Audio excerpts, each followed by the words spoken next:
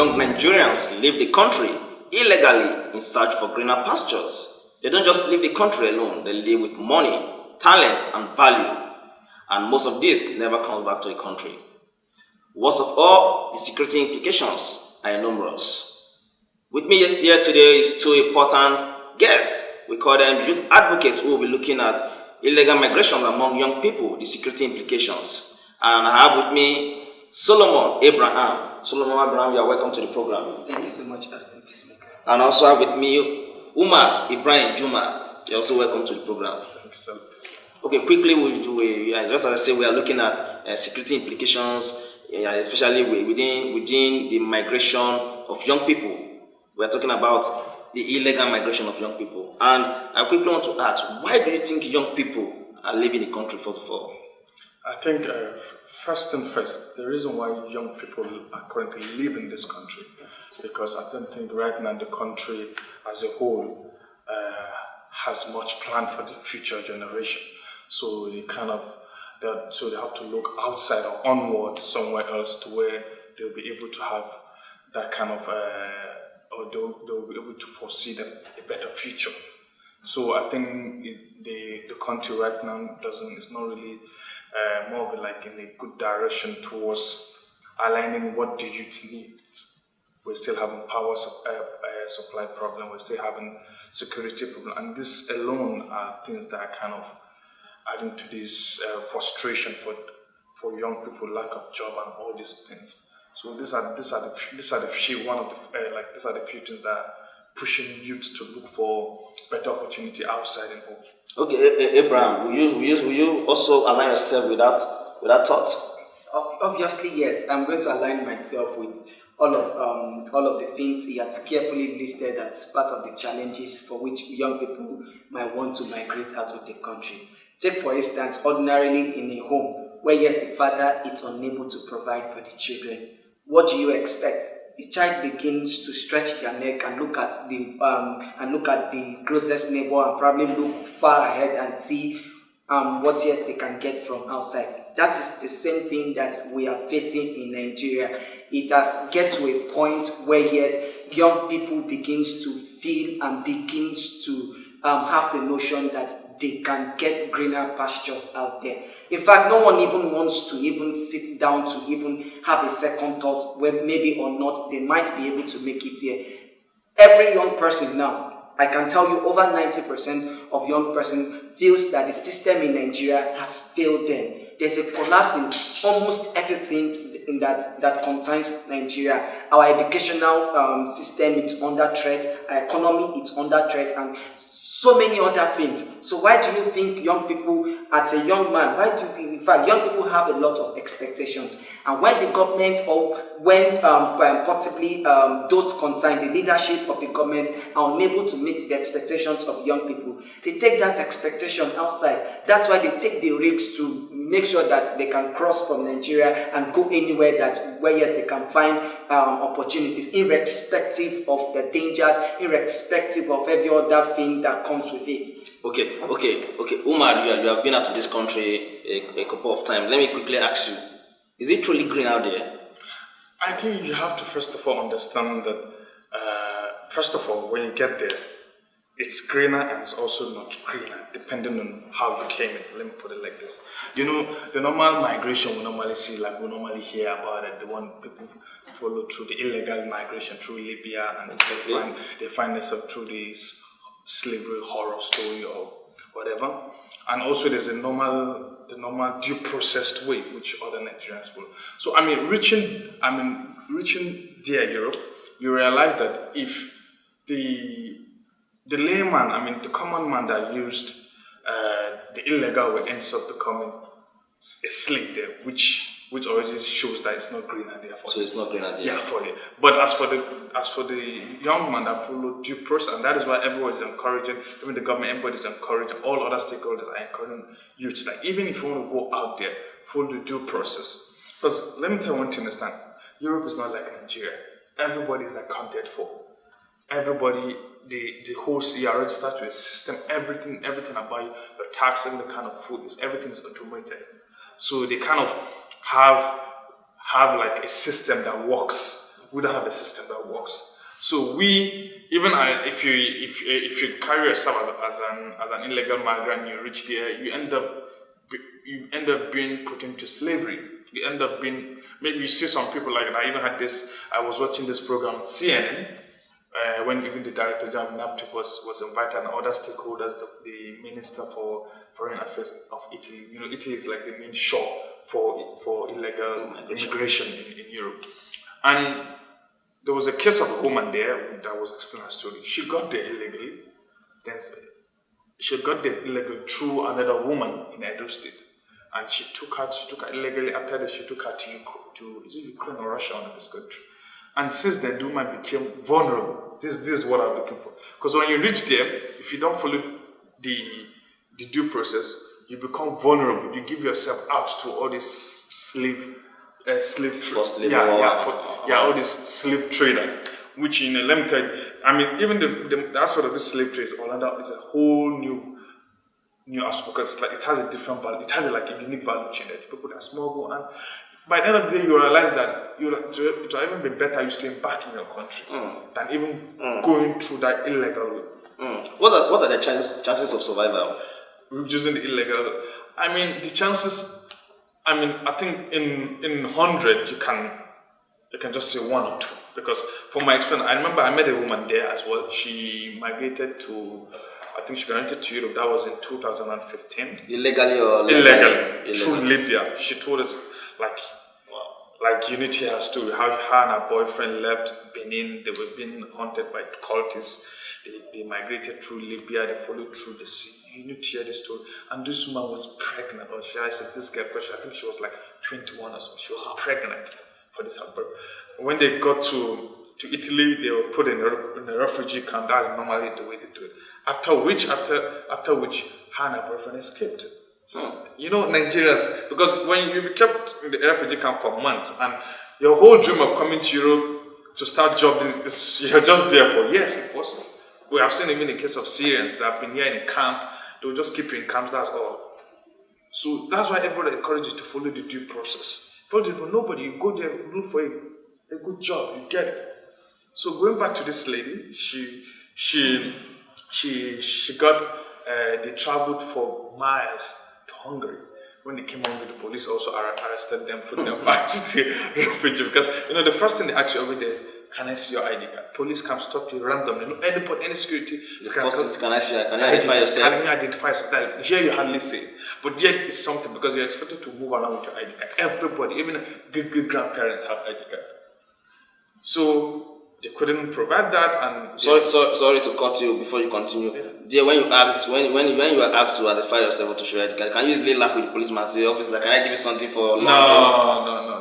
No. I mean, even though there's corruption in some countries, which are in the Eastern or the Central European, even there you cannot just say, "Can I do that?" I mean, you can only corrupt them maybe in some other few cases, maybe in the aspect of alcohol, drinking like that. But in the case of migration, you can't say you want to lobby. No. They don't do that. In short, them tell how bad it is. If you tell them you're not with your ID card, they say, "Okay, can we take? Where do you live?" They will put you in the car. They will drive you to your house or where the ID card is. Don't worry. You will show them the roof. That's how serious they take this matter. So this woman, when they come back she was even lucky. This is why I say 1 in 100. There were hundreds of them. There were thousands of them that came in the boat. A lot of them died. I think she's one of the thousands or 100 that even actually now, because it's even because of her child that they now give her free movement. Okay, free movement, access to everything. Her husband, her boyfriend, is still in the refugee camp. She has a job, she's taken up. So the reason I'm bringing out this story, because to show you that you think there's a greener passport there. I think the youth, and I'm happy the media house are taking full responsibility and are advocating for this kind of things. The youth need to be told that, okay, fine, you can go to this place, but please follow due process. If you follow this illegal way, trust me, it's worse than you are putting yourself in a very, very, very huge. I know the things are not really as expected, but that place, Libya already, is even worse than Nigeria. Libya is like a lawless land, and you're following through that way you'll be sold. You saw the pictures. I'm sure we all saw the video as well. Okay, so let's look at the situation in Libya with what has been going on so far. What does it mean for us as a country? With the current situation that is ongoing in Nigeria, it is a state of anarchy, a state where, yes, it seems as if anybody that is powerful enough to create influence can control certain group of people to control the resources in a country. So in that kind of country, who do you call to order? Who can a government of a particular country... You're talking about Libya for now, or Nigeria? I'm talking about Libya. Libya, when Nigerians are stranded. When Nigerians are stranded. And shockingly, I just need to say this. I read some dates in the newspaper last week, some dates back, that some of the Nigerians that were brought back from Libya are struggling to go back, while some of them have actually gone back, in spite of the fact that the government of Nigeria has invested a huge amount of money to see that they can evacuate, I use that word evacuate, to quickly move them out of Nigeria and to quickly move them out of Libya and bring them to Nigeria. And some of them, shockingly, wants to go back. And there is this statement that and others are struggling to go. Probably they are saying, maybe they use this word, let me use pidgin, where yes, they will say, maybe your head no cash. You know, that kind of thing. Maybe it didn't work for you, then I think it's going to work for me. And then some think it is a matter of being smart, walking around the system and trying to, and some think it's a matter of chances. But this is not true. A system of anarchy where certain group of people are powerful enough to control the resources of a nation, where yes, a government of another country cannot interfere in their process, is a dangerous one for Nigeria. Young people leaving the shores of Nigeria, paying huge sum of money, buying their own death. It calls for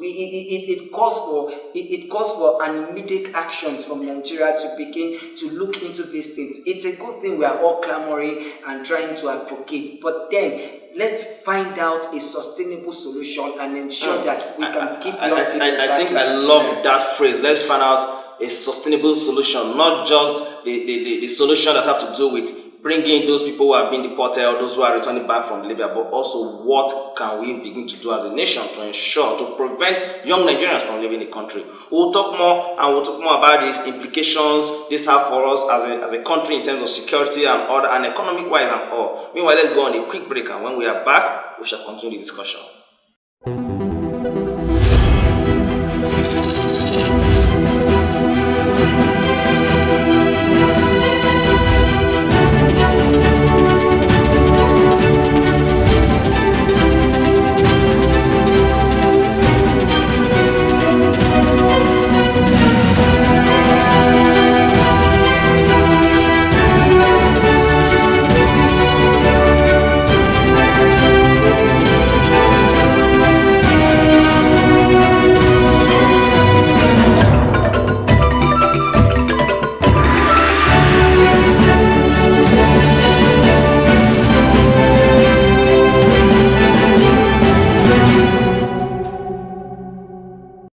Welcome back. You are still watching Security In and Out. Don't forget, Security In and Out discuss and highlight security news and happenings within the defense and also the security corridor, while also informing the public in and out.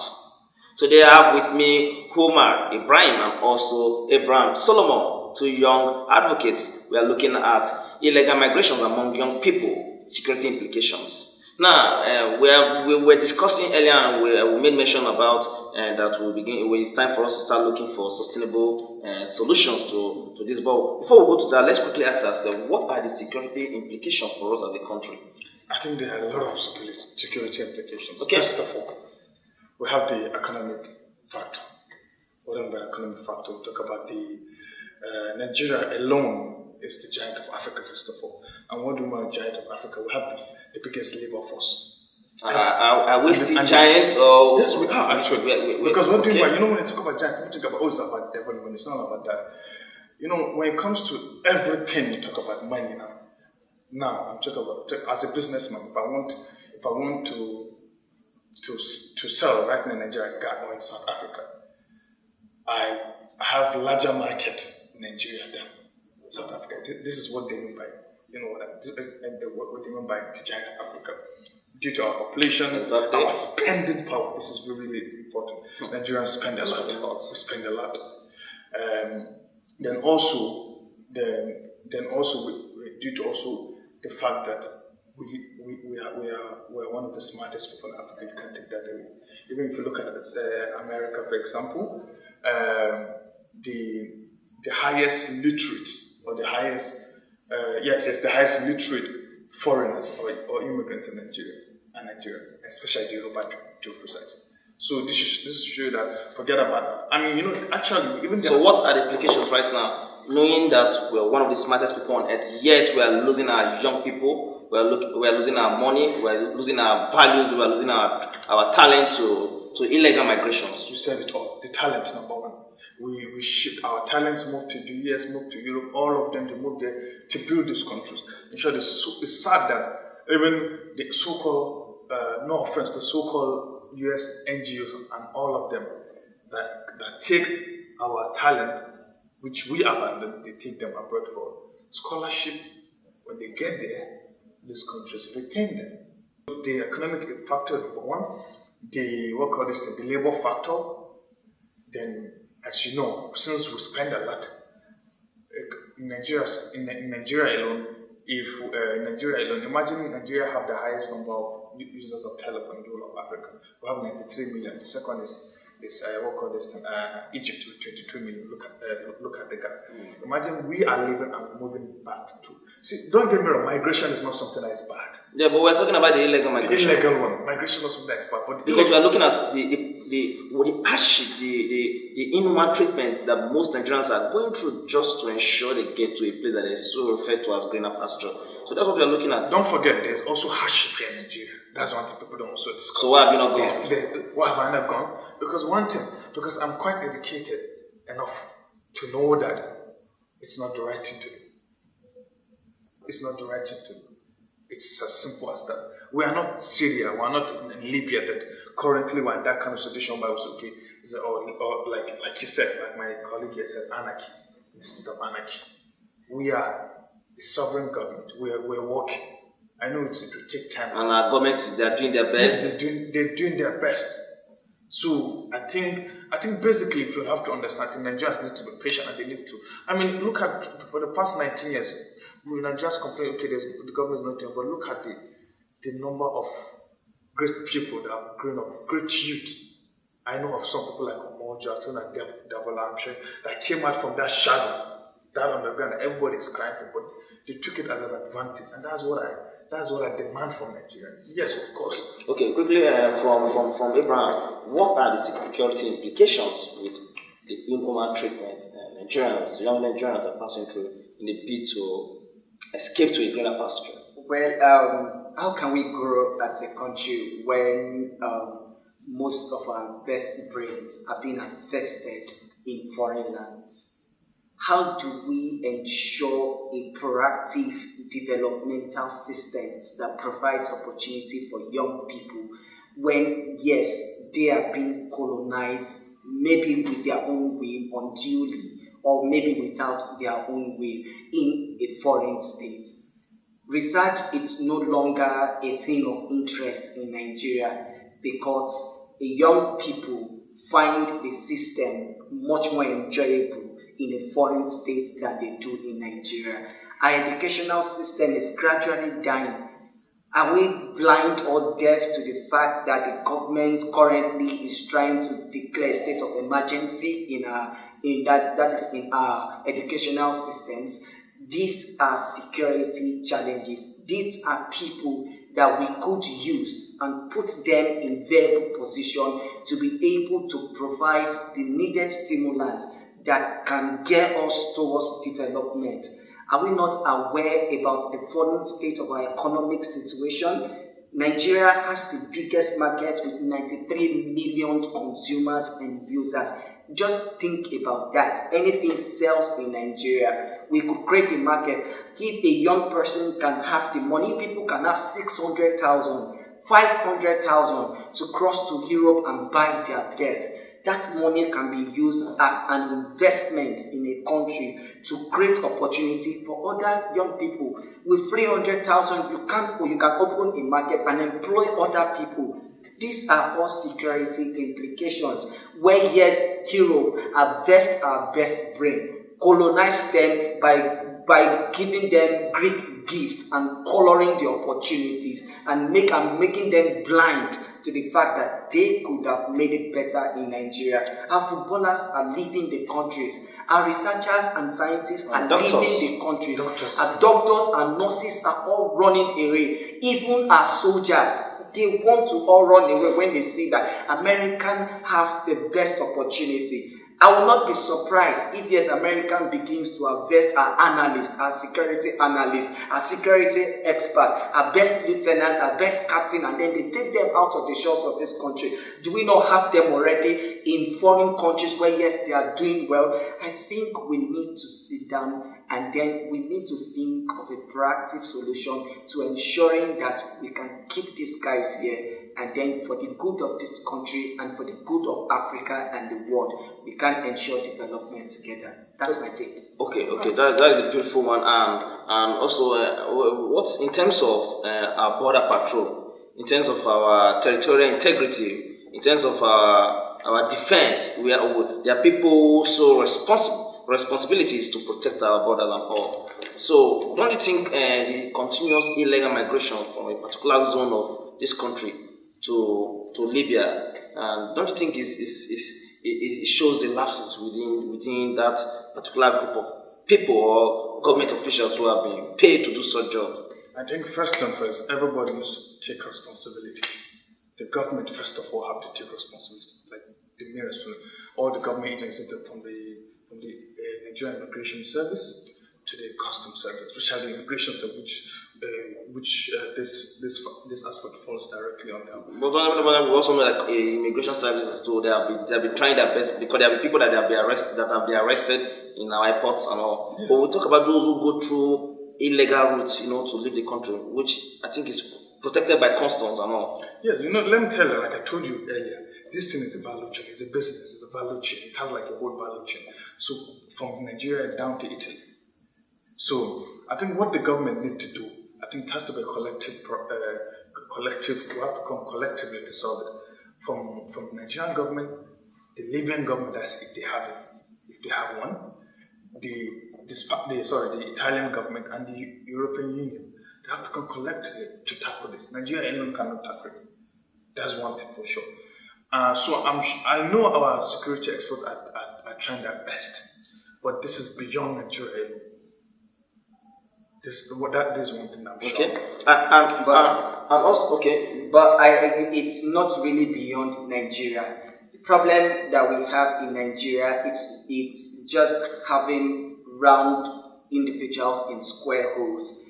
I think it is high time where, yes, best persons ought to be put in the best of positions. I think it is time that people take responsibility for certain actions. There should be consequences. Until we get to that particular point, we will always have its porous border issues and we'll just keep talking about it. Someone is at the helm. Someone needs to be punished. There needs to be consequences where, yes, we have a breach in our border system. Isn't the government telling us that they are doing everything they can to ensure that we have a closed, secure border? But when this is not happening and people still pay money to go out, when someone has been bribed, if certain persons are not brought to books and there are no consequences, it will just still keep flowing like that. We need to have the right people in the right position so that when certain things happen, those at the end of affairs can bring consequences on such individuals. Well, I hope the government takes this up, especially with what Abraham has just said, that some people need to be brought to book. And I think that is a serious call to the government. But why before we round up, let's quickly just get now, what is the way forward? What can we begin to do as young people? Thank God both of you are youth advocates. So what can we begin to do as young people to ensure that we also spread the message and make sure that we stop losing our youth to illegal migration? First thing is to create an awareness, which you are doing, and we really appreciate for that. And secondly is for the government to step up this game. What do you mean by that? They have to step up and work towards, like Ibrahim said, creating a sustainable solution. And creating an enabling environment. Yes, an enabling environment for the youth to strive. If you don't create an enabling environment, not only do you no business, they shout about they want investors as well. They're also not coming. So, you have to create an enabling environment for things to work. Security, light, everything, infrastructure. Okay, what about you, Abraham? Young man, young lady, I know it's not easy. Of course, it's not easy in Nigeria, but you need to get engaged. Desperate journey does not pay anybody. Patience is the key. One day, you would have your breakthrough. There's no need to hustle yourself to your death. Get engaged. Take advantage of so many informations. Get empowered with entrepreneurship opportunities. And who knows, tomorrow, you'll be smiling like the others. That's a beautiful way for us to wrap it up on this episode of the program, Security In and Out. Young people, just as you have heard, get engaged. Don't go and buy your debt out there. There's a greener pasture at home, and you can make it here in Nigeria. Thank you so much.